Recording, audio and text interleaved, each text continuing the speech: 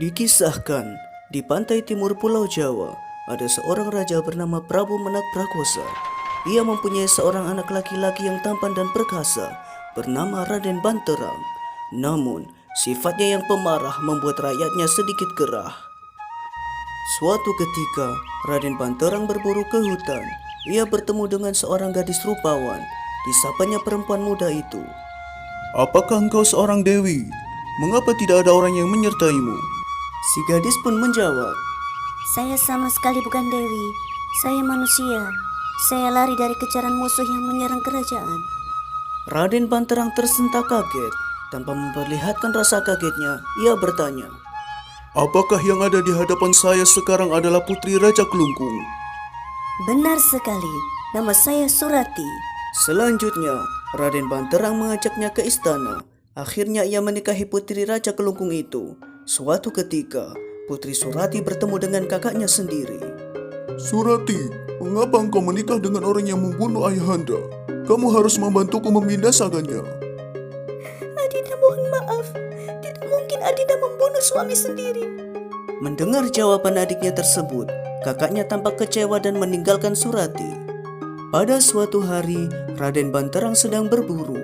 Ketika sedang mengejar seekor kijang, seorang pengemis menghampirinya dan berkata, Tuanku Raden Banterang, tuanku terancam oleh bahaya maut yang direncanakan permaisuri, tuanku. Setelah berkata demikian, pengemis itu menghilang. Raden Banterang kembali ke istana saat itu juga. Sifat pemarah Raden Banterang kembali muncul. Kemudian diajaknya Putri Surati ke muara sebuah sungai.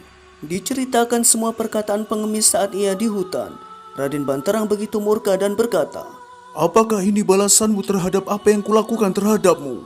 Permaisuri terkejut, tetapi ia memahami suaminya sedang termakan hasutan. Ia menjawab dengan santun, Kakanda, Adinda memang bertemu dengan kakak hamba. Ia meminta Adinda untuk membantunya membalas dendam kematian ayah kami. Namun Adinda menolaknya karena Adinda sangat mencintai Kakanda. Mendengar penjelasan istrinya, Raden Banterang tetap tidak percaya. Lalu ia mencabut keris di pinggangnya dan mengarahkannya ke hadapan istrinya. Melihat hal itu, Surati pun berkata, Demi ketulusan cinta Adinda, nyawa Adinda akan dikorbankan untuk membuktikan bahwa Adinda tidak mengkhianati Kakanda. Selamat tinggal Kakanda. Setelah berkata demikian, Surati melompat ke sungai lalu menghilang.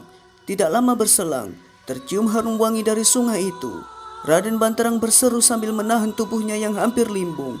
Hatinya sangat terguncang dengan kepergian istrinya. Banyuwangi, istriku ternyata tidak bersalah. Raden Banterang menyesal telah terburu nafsu.